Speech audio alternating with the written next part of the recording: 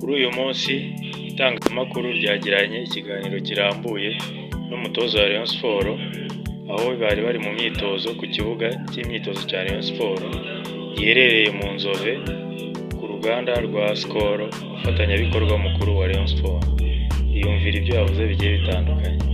Bigoye ariko uko iminsi ugenda nagendaga nyadapta navuga yuko nabana b'abakobwa bazi gukina kandi byagaragaye ko hari abakobwa benshi bakunze umupira bagomba gufashwa nabo bagakina umupira ku rwego rwe. Vuga yuko ntago ari bibi nkuko babivuga ariko ubona ko harimo evolution umunsi ku munsi umupira w'abakobwa bitewe n'imyaka ishize 2 cyangwa 3 ubona ko umunsi ku munsi hari ikintu kigenda kiyongeraho ariko bitavuze yuko hari n'ibikenewe nabyo guhinduka kugira ngo umwana w'umukobwa nawe abashe gukina muri condition nziza abashe gufashwa nawe nkuko basaza babo cyangwa abandi nabo bafashwa. Biramfasha nyine hari ikiyongereyeho ku bumenyi cyangwa kuri palmarès.